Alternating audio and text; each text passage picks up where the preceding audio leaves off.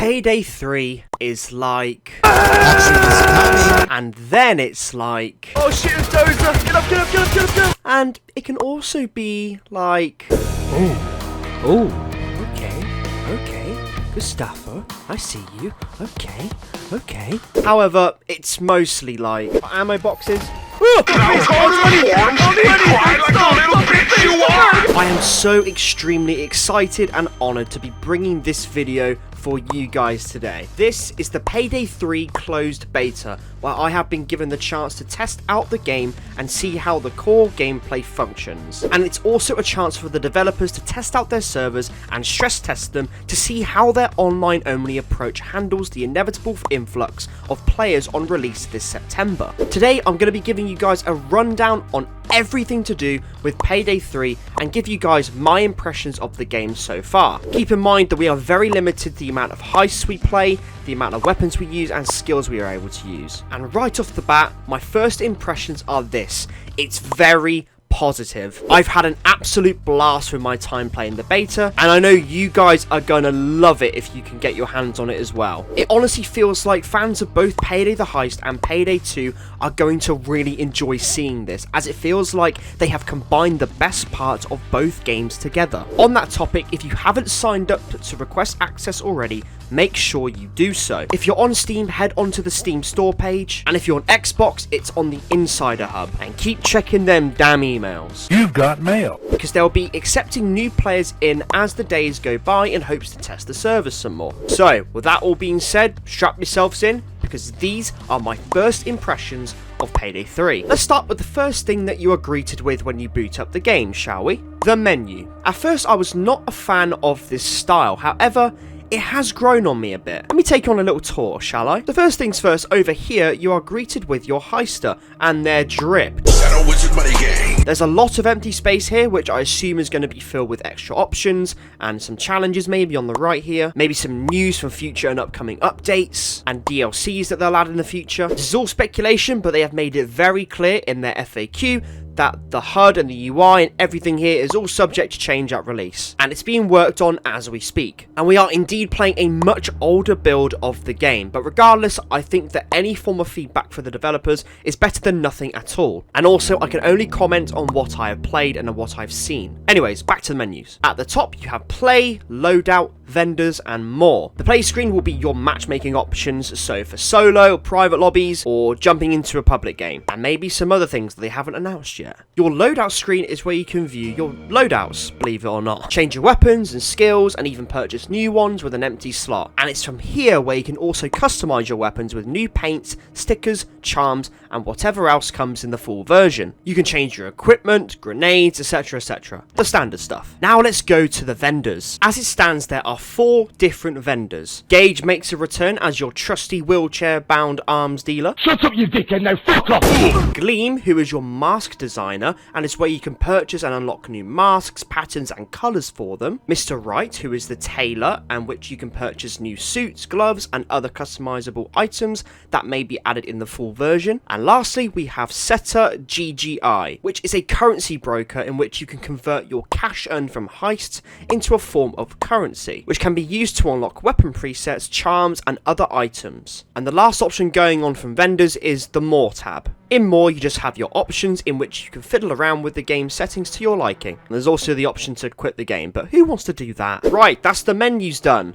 Let's get into the game, shall we? First up, the graphics. The game looks very nice when the graphics are bumped up to Ultra. I was very skeptical of how the game would look, honestly, from the trailers, but stylistically, the game has grown on me. We only have access to one heist, the SCB bank heist, but I have taken the time to wander around and admire the small details of the level. From the smoke coming from the vents, the sunlight beaming past the buildings, the graffiti on the walls, everything's to a very high quality. And it's safe to say a lot of love and care went into this, and I'm really excited now to how the other heists will look like. Attention to detail. Since we're on the topic of details, let's talk about some, shall we? There are small, intricate details that make the world of Payday 3 feel alive. From the ceiling panels collapsing after taking a nade, from kicking weapons around on the floor and becoming Lionel Messi but with a gun at your feet. Encara Messi, encara Messi, encara Messi, encara Messi, encara Messi. To the interactivity in the environments, like closing these shutters on the front of the bank. If I went over every every little detail, this video would be over an hour long. Animations, from the weapon reloads, to the grenade throws, to the way the gang walks, runs, crouches, jumps, sprints, slides. Animations are solid, especially the crouch animation. You look like a little goblin that's about to steal some gold. Movement. Well, if the animations are good, does the movement accompany it well?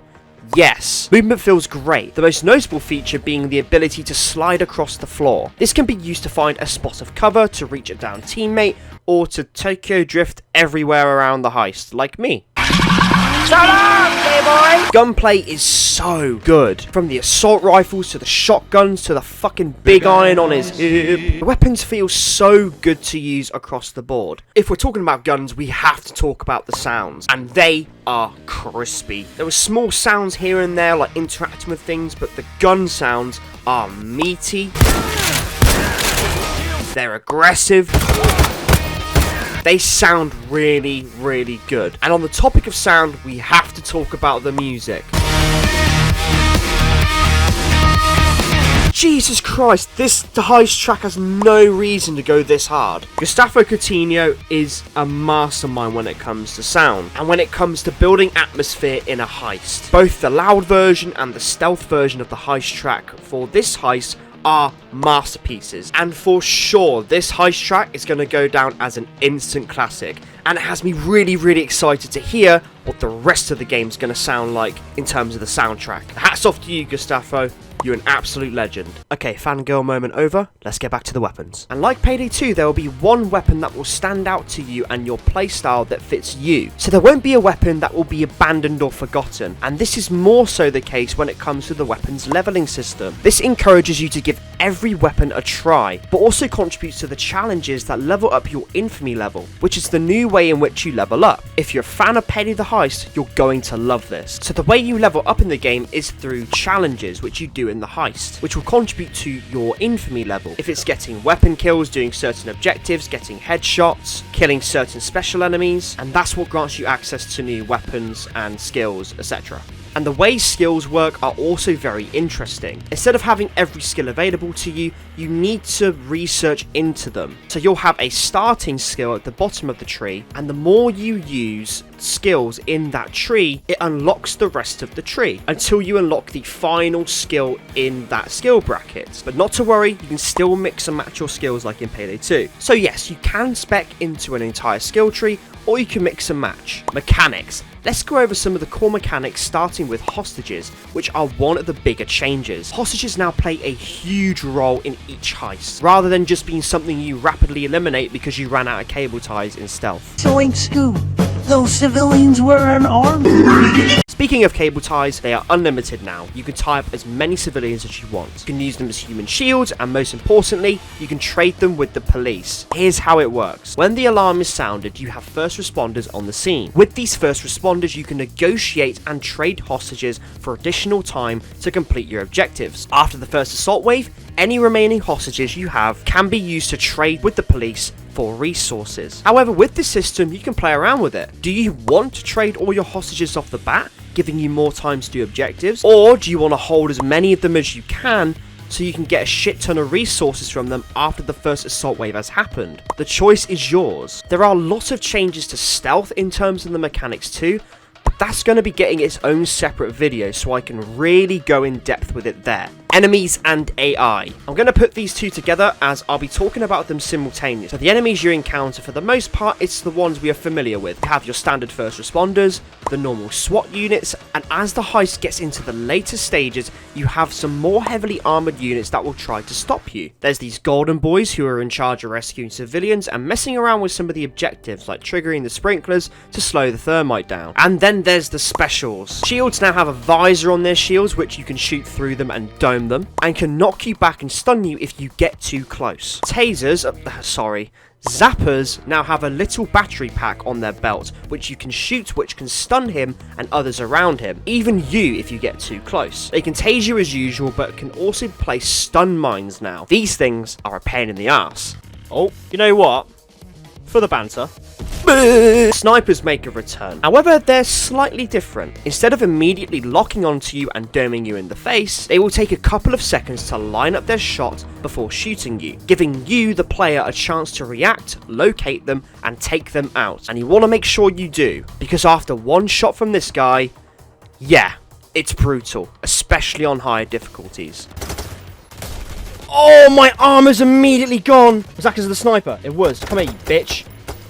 Fuck you. We also have grenaders, or grenadiers, however you say it. They are a new enemy type that's been added to Payday 3. They throw gas grenades into your vicinity, which can chunk a lot of your health if you run into the gas. And on their chest is where they keep all of their nades, so if you shoot it, they go boom. The bulldozer makes his return, and holy shit, is he scary. Instead of becoming a pushover in Payday 2, where you could wipe him out in seconds, in Payday 3, he is respected again. You do not want to go near this guy. And on the higher difficulties, he can really change the tide of the heist towards the end, which is where he will spawn and try and delay your escape. So yeah, as soon as you see him, your entire squad needs to channel their inner Kylo Ren. I want every gun we have to fire on that man. Okay, I think that just about covers the specials. Anyway, let's read this. Speak of the fucker!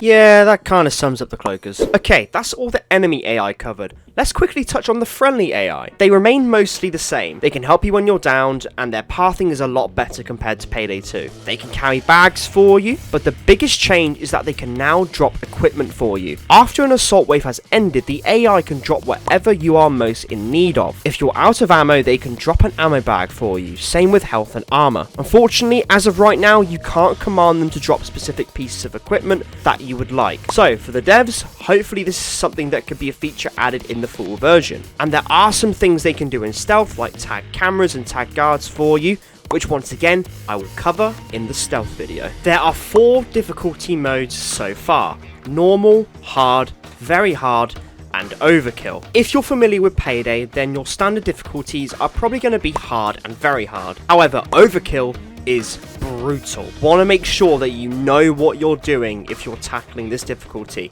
But yeah, overall the difficulties feel well balanced, as no matter what difficulty you're playing on, enemies all have the same amount of health across the board. The only difference is as you push the difficulty up, they hit harder and harder. And on overkill, if you lose your armor, you're fucked. And with all that being said, I think I have done my absolute best to cover as much of the game as I possibly can. And in the upcoming days and weeks, I'll be giving you guys more information, and I am more than happy to answer any questions that you guys have in the comments. But overall, my first impressions of Payday 3 is that I can't wait for September to get here. And I have a quick message to Overkill and Starbreeze. Payday has been a huge part of my life for the past 8 to 9 years or so, and I'm so grateful to have been able to be a part of this playtest, not only to try the game out, but also to hopefully have given you guys some valuable feedback. And like I've just mentioned, if there are any questions whatsoever, fire them my way. I'm more than happy to answer them. And with that being said,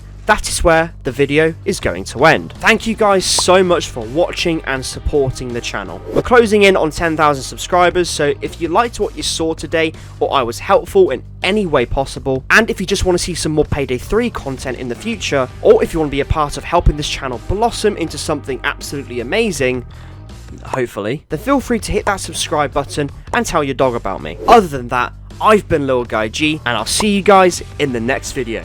Take care, heisters.